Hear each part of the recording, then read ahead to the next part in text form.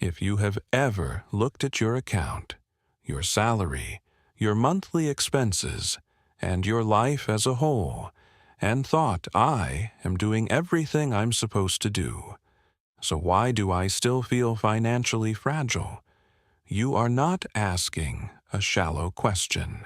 You are noticing something important.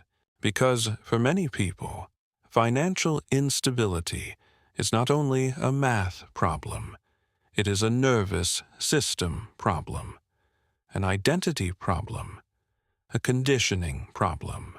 And sometimes, the most useful money rules are not the most complicated ones.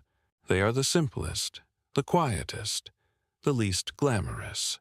Not because simple rules magically solve life, but because the mind does not become more stable through constant complexity.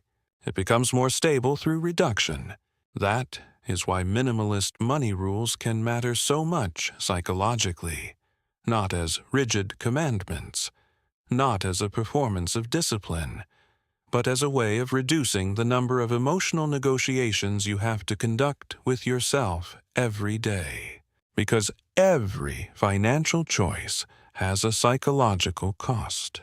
Every unnecessary subscription, every status purchase disguised as a necessity, every tiny recurring expense that keeps you mildly overstimulated, every decision made from social pressure rather than inner clarity.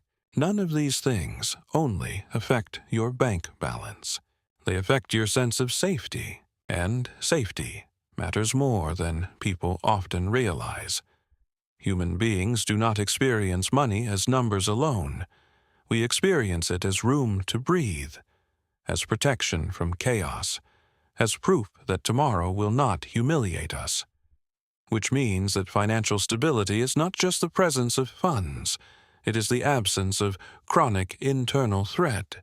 That is a very different definition, and it changes the conversation, because the minimalist money rules that actually support stability are rarely about becoming hyper-controlled.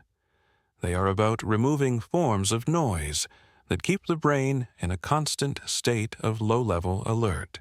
The first rule is this: if it repeatedly creates stress after the moment of purchase, it is more expensive than it looks. This sounds obvious, but emotionally it is easy to miss. A purchase can feel manageable in the moment and still be destabilizing over time. The brain tends to overweight immediate relief and underweight recurring tension. That is part of how dopamine works. Anticipation lights up the system. The item feels promising. The purchase interrupts discomfort. And for a brief moment, you feel better.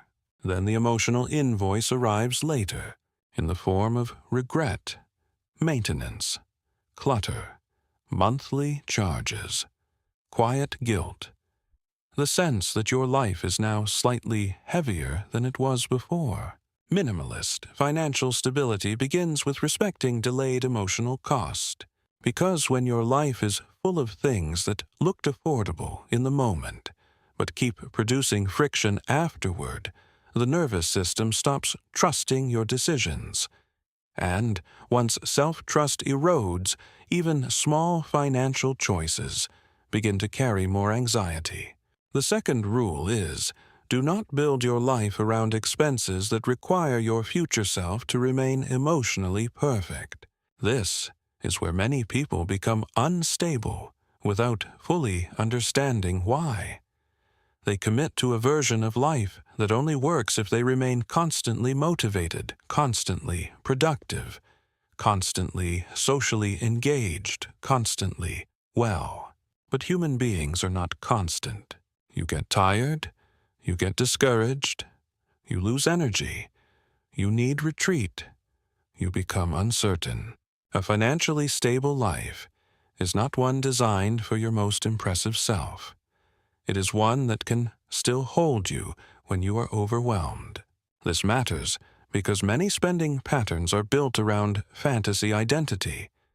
The gym membership for the self you hope to become, the wardrobe for the version of you that never doubts itself, the apartment, the routines, the polished lifestyle that assumes you will always have the energy to sustain it.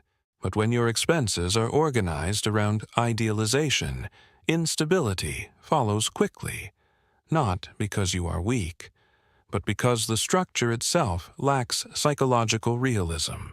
The third rule is reduce the number of decisions that can be distorted by emotion. Stress doesn't just exhaust the body, it narrows perception. And when perception narrows, relief becomes urgent. In those moments, the brain is more vulnerable to convenience impulse and symbolic spending. You are not calmly evaluating value. You are trying to exit discomfort. This is why instability is often less about one dramatic financial mistake and more about repeated decisions made in dysregulated states. Minimalist rules protect you from having to renegotiate everything while tired, lonely, ashamed, or overstimulated. That is their hidden power. They reduce the number of places where your emotions can quietly rewrite your priorities. And this is especially important if you grew up around financial unpredictability. Because when childhood involved instability, conflict, or scarcity, money often becomes charged with far more than practical meaning. It becomes tied to control, to worth, to safety, to whether life can suddenly turn against you. In that kind of emotional environment, complexity does not feel sophisticated. It feels dangerous, because complexity creates more room for avoidance, self-deception, and drift.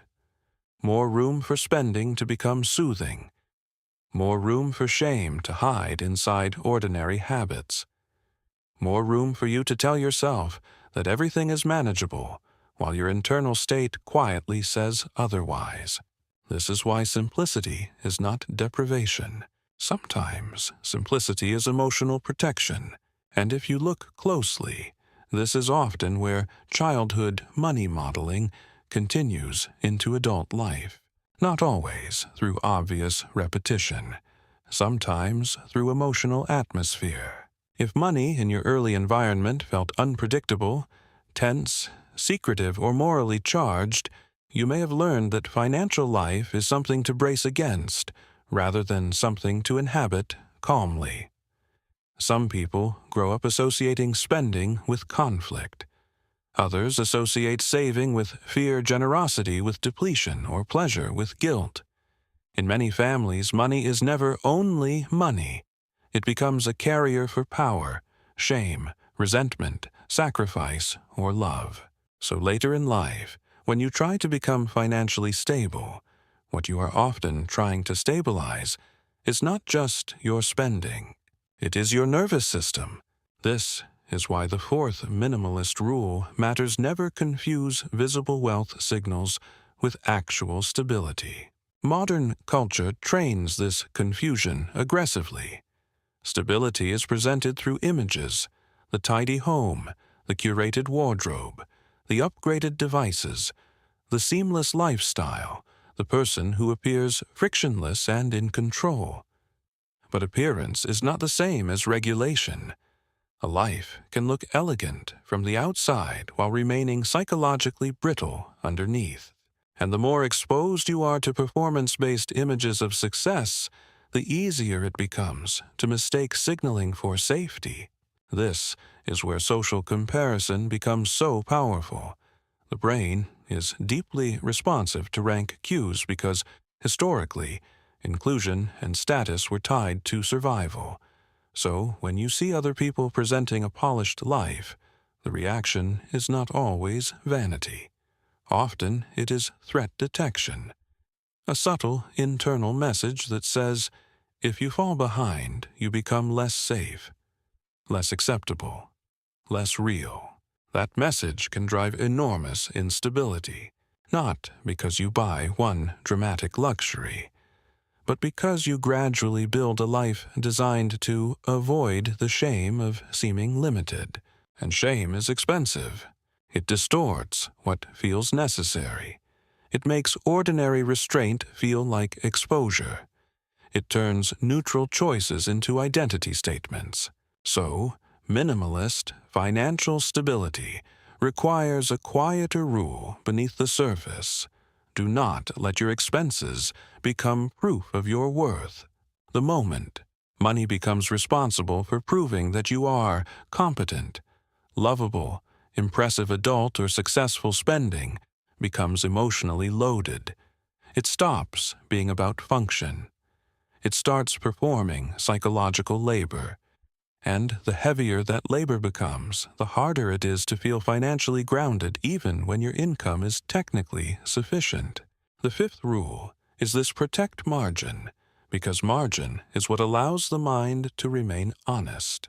Margin is not just leftover money, it is leftover emotional space, the capacity to absorb a surprise without immediate panic, the ability to say no without feeling erased, the freedom to pause before reacting, the relief of not having every decision loaded with consequence. When people live with too little margin, something subtle happens. Their time horizon shortens. Immediate relief becomes more persuasive. Small losses feel larger. Choices become reactive rather than reflective. In behavioral terms, scarcity narrows cognition. It makes the urgent feel bigger than the important. Not because the person lacks intelligence, but because the body is trying to manage perceived threat.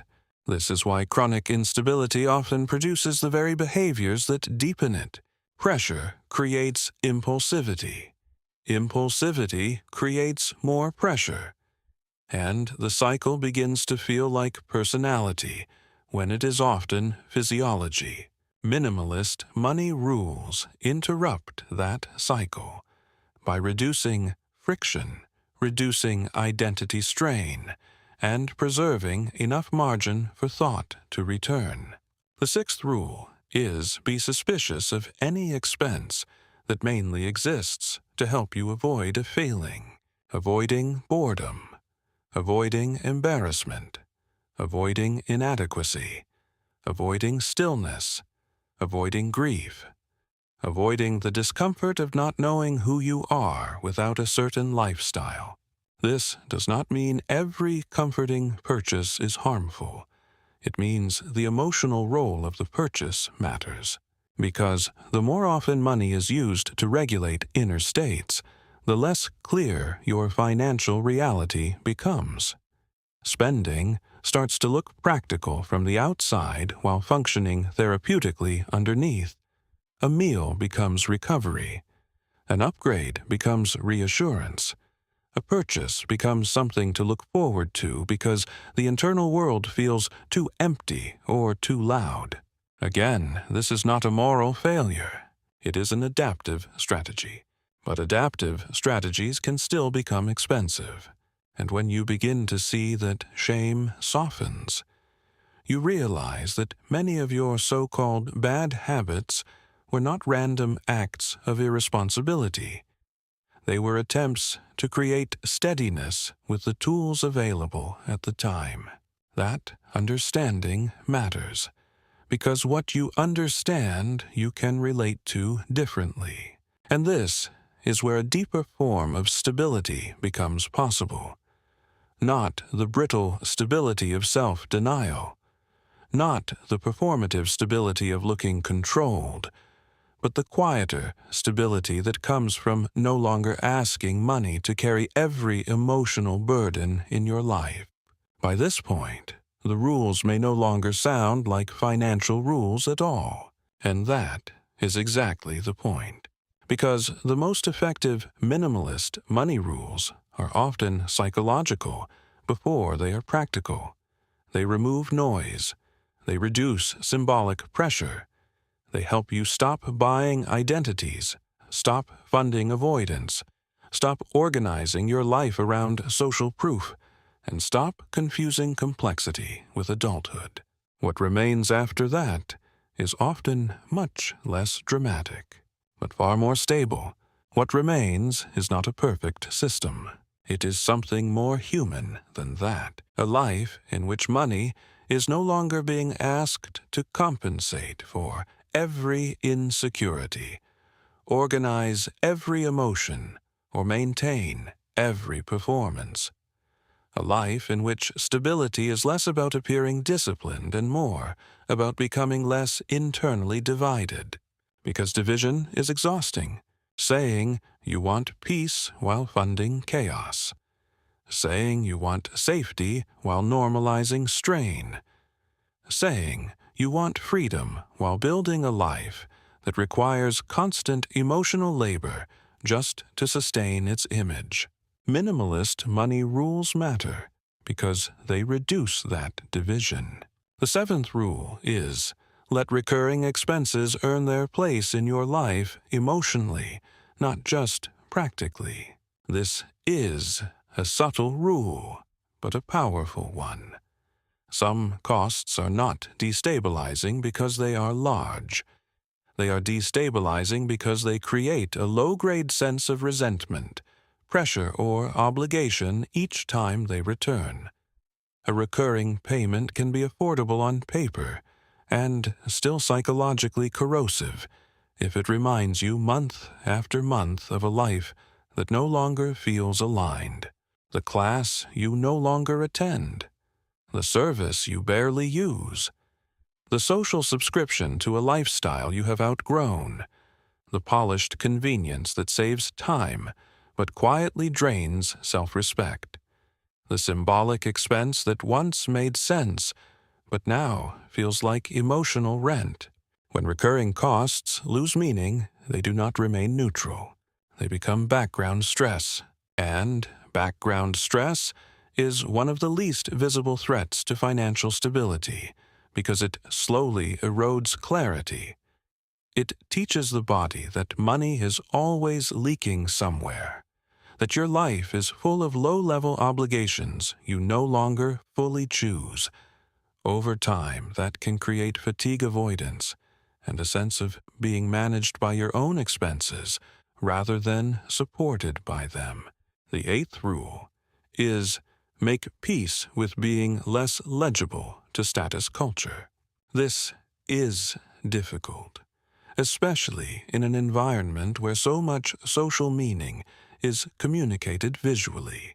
To spend less visibly can feel for some people like disappearing, like becoming harder to place, harder to admire, harder to envy, harder to interpret as successful. But much of what passes for financial aspiration is actually fear of social ambiguity. The fear that if your life is not sufficiently polished, people will assume something about your value, that they will see lack where you are trying to create steadiness, that they will confuse restraint with failure. This is one of the quiet emotional costs of consumer culture. It trains people to treat visible consumption as biography, as though your worth can be read from your purchases, as though your identity must remain externally updated in order to remain real. But stability often requires becoming less available to that performance, less reactive to what your life looks like from the outside, more loyal to what it feels like from the inside. And that is not always comfortable at first, because whenever you stop using spending to manage visibility, you may initially feel exposed. But exposure is not the same as danger. Often, it is simply the unfamiliar feeling of no longer hiding behind symbols. The ninth rule is treat simplicity as a stabilizing environment, not a moral ideal. This matters because many people turn minimalism itself into another identity performance, another standard to fail, another aesthetic to maintain, another way of feeling superior deprived or secretly inadequate. But simplicity is not inherently virtuous. Its value is functional. It lowers the emotional volume of life. Fewer things to maintain, fewer cues to compare, fewer decisions to justify, fewer opportunities for impulse to disguise itself as necessity, fewer ways for shame to attach itself to objects. In that quieter environment, the mind often becomes more accurate. You can feel what you actually need more clearly. You can see when a purchase is about utility and when it is about regulation.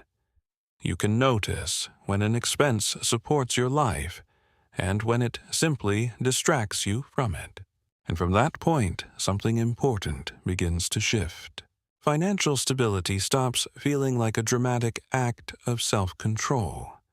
It starts feeling like reduced confusion. That may be the deepest reframing of all, because many people believe that to become financially stable, they need to become a different kind of person, more disciplined, more strict, more resistant, more optimized. But often what they need is not a harder personality. It is a quieter environment, a less performative identity, a smaller number of emotionally loaded choices, a more honest relationship between what they feel, what they fear, and what they fund. When you understand that the shame begins to loosen, you stop asking, "Why can't I just be better?" with money, and you start asking a different question. What kind of life makes steadiness easier for my nervous system to maintain? That is a gentler question, and a more useful one. Because in the end, financial stability is not only about what you keep, it is also about what no longer keeps taking from you. The noise, the image, the obligation, the symbolic burden, the expensive ways of avoiding yourself.